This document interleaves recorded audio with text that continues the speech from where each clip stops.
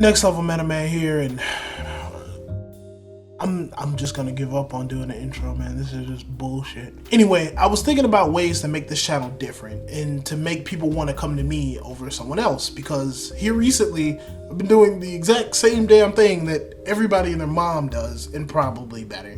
Now, for one, I had an idea, and this is it, to make a set of videos that focuses on how to improve the overall game of Yu-Gi-Oh! And the player base. Kind of bring us together, you know, because honestly, we just do a lot of bickering, and that's pretty much it.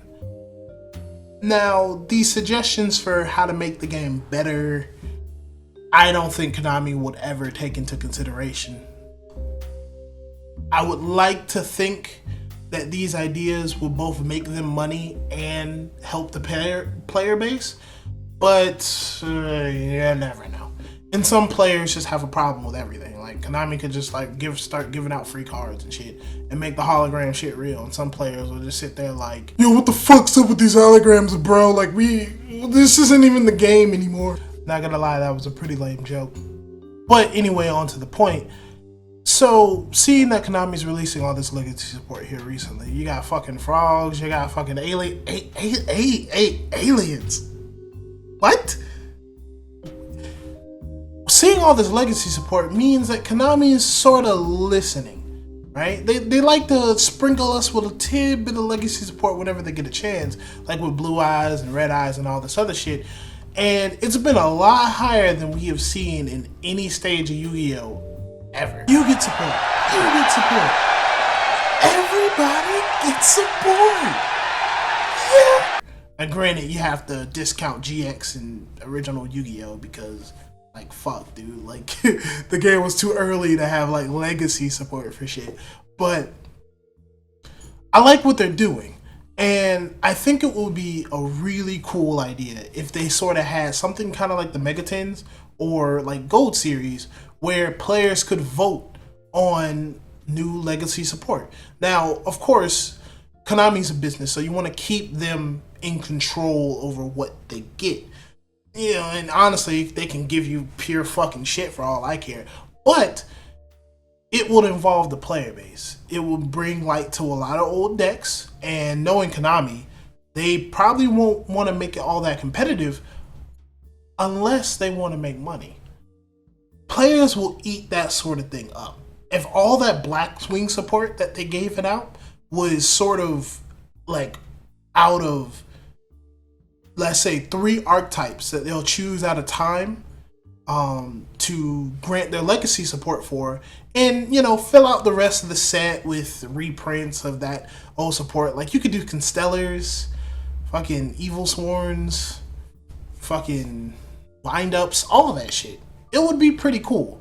There's a few problems with this idea. For one, Konami's extremely stubborn, and they don't talk to us worth a goddamn. But if that were to change, something like this would be really fucking cool. Like, remember when we could vote on the OCG exclusives that went to the TCG? It was Fight for a Tiger, fucking Sorcerer, and some other card that nobody ever was gonna pick. That was a really cool thing, and it got a lot of players involved. Yes, players voted for Fight for Tiger, and it ended up getting reprinted like a month and a half later, which wasted a lot of people's money. But it was still really, really cool. And I would like them to do that for legacy support. Just have a poll or something like that, just somewhere, and maybe, just maybe, I can get my Miss Valley support that I've always wanted. To be honest with you, I don't even think Konami remembers what Miss Valley even was. They fucking limit our field spell, and our only other card that's ever been any good is Apex Avion. I mean, shit. They only ran it in the bad Magician Pendulum decks. I'm not calling all Magician Pendulum decks bad, just the ones that use Apex Avion. But on a more serious note, I don't see how this could be a bad thing. Konami makes some money, they get more control of the meta, the game is more diverse, and people are spending on money on it they really, really want.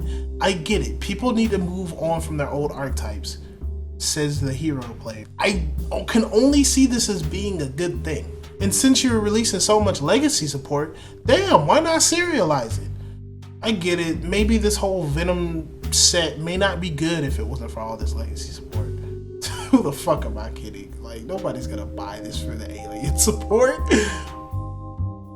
But it would be really cool if we could vote on something like that. It will bring the community together, like I said before, and hey man, make some money on the side. Okay, let's try to get a discussion going on this, because honestly, I'm not sure. I can't think of any ways that Konami would not want to do something like this, other than the fact that they want to keep the meta so streamlined, and if it only happens one time a year, they can be prepared for it. A lot of times it seems like the TCG especially just makes archetypes to make sure that the meta is more diverse. Like Burning Abyss, it almost seems like that deck was tailor-made to fight Shaddolls and Satella Knights, while the OCG didn't have anything like that. Same thing with Cosmo. That deck seems spawned to be able to compete with Monarchs and Pepe. The shit that they knew was coming. I'm just saying, maybe they could use a little bit of help with that and keep players entertained at the same time. But who knows, I'm probably just rambling. If you guys think it's a good idea, comment it down below. If you guys think it's the worst idea you ever fucking heard in your life, be sure to tell me that too. I'll see y'all next time.